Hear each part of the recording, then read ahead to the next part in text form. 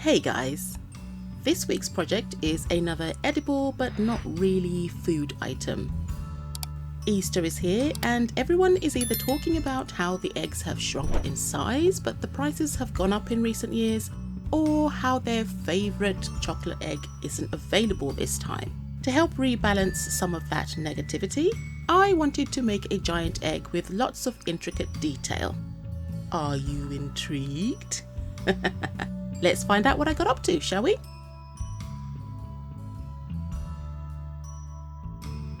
To make the egg, I have picked these two colours, a pastel pink and a pastel purple. I also have this 20cm polystyrene egg that I will be crocheting around. Admittedly, I wasn't really sure what colours I wanted to use at this point, either the pink or the purple, but I set them both aside while I waited for the other materials I had ordered, and I will of course add a list of everything that I do use in the description box below.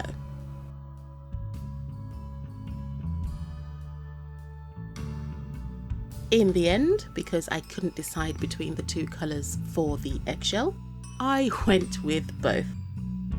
So I started to crochet a circle with half of one side in pink and the other half in purple.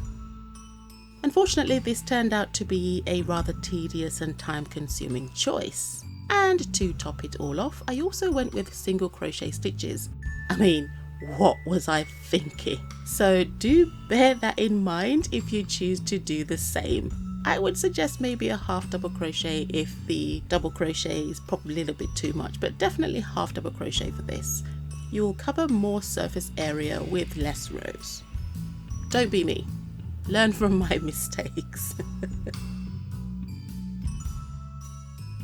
After I got to the halfway mark, I started to test fit the egg to make sure I was staying within the right dimensions.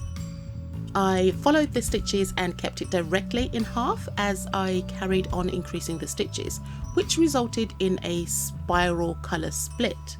This ended up causing the spiral twist that you can see here going up the side of the egg. I wanted this spiral, so I didn't correct or adjust the colours to make it an exact straight line, but you can do that easily enough if you wanted to. Other than doing that and the tedious yarn switching, this was all very simple, so I'll skip forward to when the egg is nearly complete. With the polystyrene base fully covered, I was left with a really cool looking crochet egg. But at this point it was still looking too plain, plus the seam between the two colours wasn't as perfectly curved as I'd hoped. So I decided on using a diamante ribbon to cover the seam and make it more eye-catching. I had this ribbon in both silver and rose gold.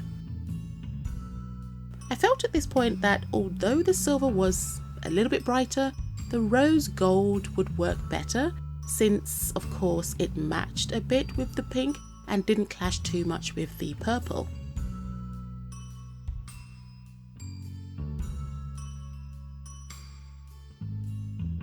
With that choice made, I pinned the ribbon in place, cut it to the right length and sewed it down using some invisible thread.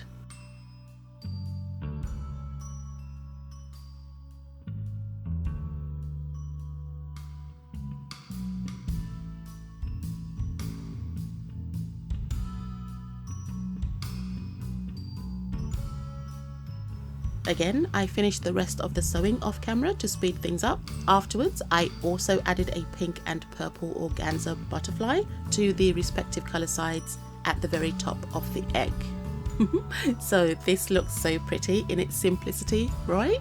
Well, you can certainly leave it here, but for me it was a bit still too simple. I wanted fancy. Okay, we're going fancy with this egg.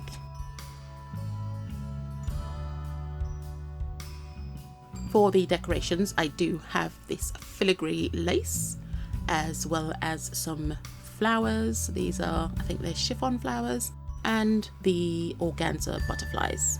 So 3 types of materials here to lay across the egg and try and make some sense of it. Okay, so it's disclosure time. I had originally planned to do some direct embroidery all over this egg, but since the base crochet took so very long to finish, I decided to go with a less time-consuming option and use some appliques instead. I say less time-consuming. It was still time-consuming because it's sewing, and sewing lace is also a pain, but it's definitely quicker than learning to embroider. But anyway, I started with this pink 3D rose applique, which I pinned close to the diamante border on the purple side and then securely stitched it into place. I then went ahead and sewed some chiffon flowers in the bottom right corner, and after sewing those in, I finished up with some delicate butterflies to fill the rest of the space. I was hoping to make it look like the butterflies are flitting across an enchanted field of flowers, but hallucinated from lack of sleep by now, I guess, so we'll just go with, bugs flying across a field.